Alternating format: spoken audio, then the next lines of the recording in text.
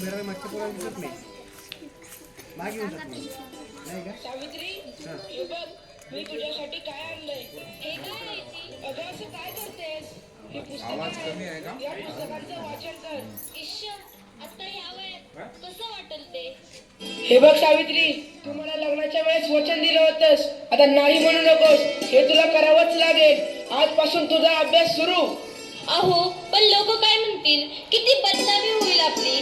लोक थू करतील आपल्यावर. स्त्रिया या घरातल्या कामातच बऱ्या वाटतात. असं बाहेर जाऊन नाही हो. बरं असू द्या, ही पुस्तके राहू द्या बाजूला. मला लय काम आहेत ती. अरे बाळा, गप माझ्या सोन्या, तुला काय हवंय? काय रडतोयस? अगं बाई, हे सांग तर लय तापले या. हे पण घरी नाहीत. आता मी काय करू? सावित्री, अगं ये सावित्री, किती रडतोय तुझं बाळ? काय झालंय त्याला? होय ग पारू, रात्रीपासून लय रडायला लागले बघ. काय ठाऊक काय झालं या? अंग बी लय तापलं या.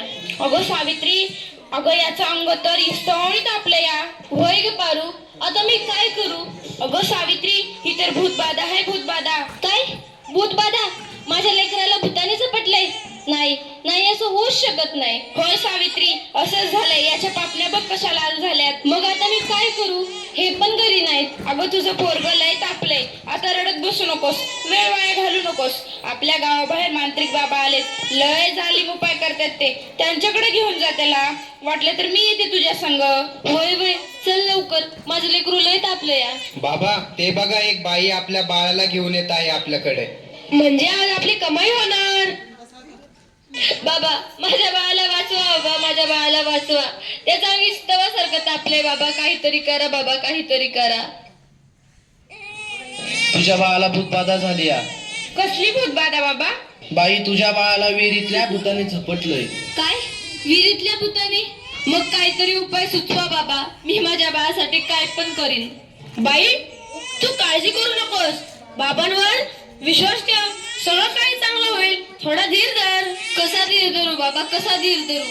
तुला तुझ्या बाळासाठी बळी द्यावा लागेल. म्हणजे तुला एक बकऱ्याचा नैवेद्य द्यावा लागेल. ठीक आहे बाबा, मी माझ्या बाळासाठी वाटतेन ते करेन. पण माझं बाळ वाचलं पाहिजे. माझ्या बाळाला वाचवा बाबा. बाई, तुला काय करायची गरज नाही. तू फक्त पैसे दे, नैवेद्य आम्ही करू. ठीक आहे बाबा, मी वाटेल तेवढं पैसे देईन, पण माझं बाळ वाचलं पाहिजे. हे घे अंगारा, दिवसातनं 2 वेळेस लावत जा बाळाला. बाबा की जय हो, बाबा की जय हो. बम बोले, बम बोले.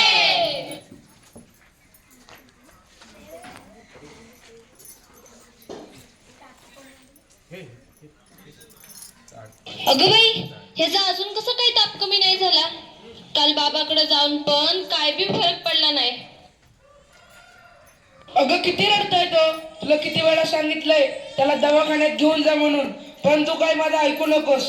अहो ऐका ना, चिडू नका. जरा बघा ना हातात घेऊन. याचा ताप कायच कमी नाही झाला. जरा बघा ना याला काय झालंय ते.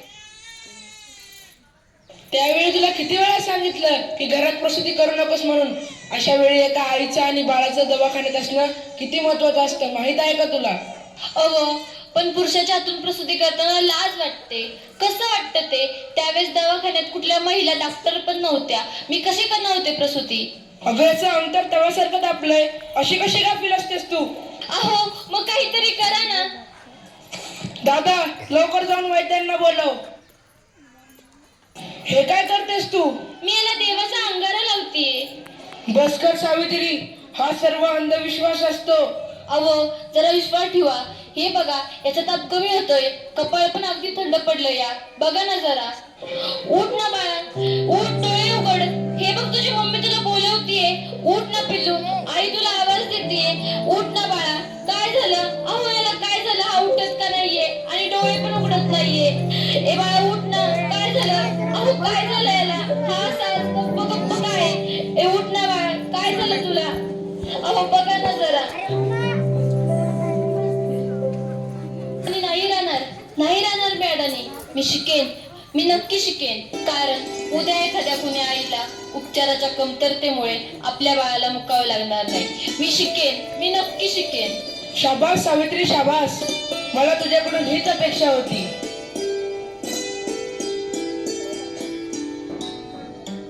अगं बाई, मला माहितीच नव्हतं सूर्य हा पृथ्वीच्या गोल फिरतो.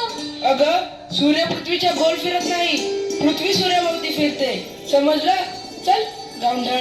तुम्ही मला सारखं सारखं गावंढळ म्हणत जाऊ नका हो. लाज शरम सगळी विकून खाल्ली आहे या सावित्रीने. कलियुग आहे रे बाबा, कलियुग. उद्या डोक्यावर मिरे वाटेल तेव्हा कळेल या सुभद्रावांना. असं कोणी आपल्या बायकोला शिकवतं का? सगळं जग नष्ट होईल. सुभद्रा, काय झालं? या समाजाला घाबरलीस की काय? हे तर तुला आयुष्यभर सहन करावं लागणार आहे.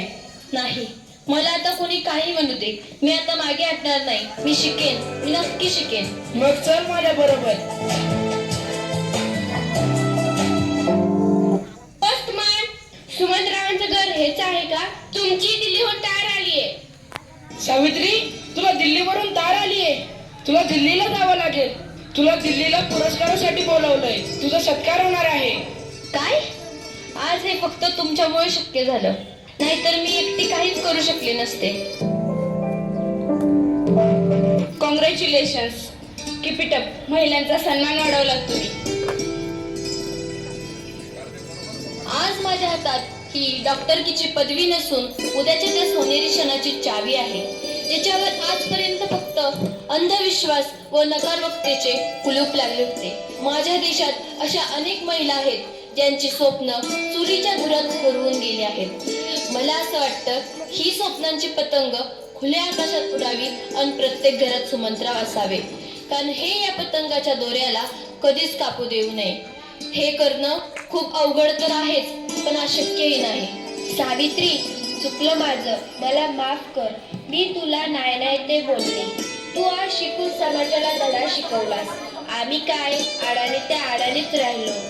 आता आम्ही पण शिकणार. खरंच सावित्री, चुकलं आमचं, माफ करा आम्हाला.